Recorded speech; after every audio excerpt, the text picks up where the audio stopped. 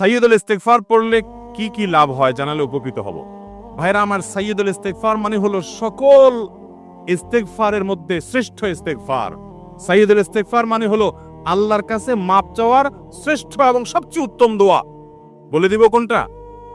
আল্লাহুম্মা আনতা রাব্বি, হে আল্লাহ আপনি আমার রব, লা ইলাহা ইল্লা আনত, আপনি ছাড়া সত্যিকার কোনো মাবুদ নাই। আল্লাহুম্মা আনতা রাব্বি লা ইলাহা ইল্লা আনত খালাকতানি, আপনি আমাকে সৃষ্টি করেছেন। ওয়া আনা আবদুকা, আমি আপনার গোলাম।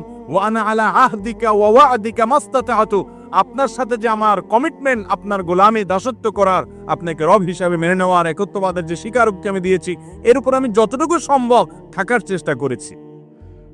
আউযু বিকা মিন শাররি মা সানাতু, কিন্তু এরপরও আমার দ্বারা কিছু অপকর্ম হয়ে গেছে, সেগুলোর ক্ষতি থেকে আমি আপনার কাছে পানাহ চাই, তার জন্য আমার জন্য কোনো ক্ষতি না হয়, শাস্তি না হয়। আউযু বিকা মিন শাররি মা সানাতু আবুউ লাকা বিনি'মাতিকা আলাইয়া, আপনি আমার প্রতি নিয়ামত দিয়েছেন, আমি স্বীকার করি। ও আবুউ লাকা বিযামবি, আমি আবার অনেক পাপ করেছি, সেটাও স্বীকার করি। ফাগফিরলি, অতএব আমাকে মাফ করে দেন। ফাইন্নাহু লা ইয়াগফিরুয যুনুবা ইল্লা আনত, কারণ আপনি ছাড়া কেউ কোনো পাপ অপরাধ মাফ করতে পারেন না। এটা হলো সাইয়্যিদুল ইস্তিগফার। এই ইস্তিগফারের ফজিলত কি? এর ফজিলত হলো নবী করিম সাল্লাল্লাহু আলাইহি ওয়াসাল্লাম বলেছেন, যদি কেউ সকাল বেলায় এই সাইয়্যিদুল ইস্তিগফার, সবচেয়ে ক্ষমা চাওয়ার সবচেয়ে শ্রেষ্ঠ দোয়াটা পাঠ করে সকালে, এবং ইয়াকিনের সাথে পাঠ করে, বিশ্বাসের সাথে পাঠ করে, তাহলে সারা দিনের মধ্যে যদি কখনো তার মৃত্যু হয়, তাহলে সেই ব্যক্তি আহলুল জান্নাহ বা জান্নাতবাসীদের অন্তর্ভুক্ত হবে।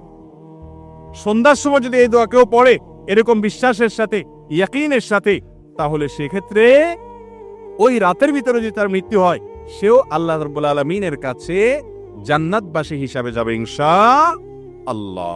অতএব সাইয়্যিদুল ইস্তিগফার পড়বো তো ইনশাআল্লাহ। সাইয়্যিদুল ইস্তিগফার এটা আমাদের মধ্যে একেবারে মুখস্থ হয়ে যাওয়া উচিত, বারবার করে আমাদের পড়া উচিত।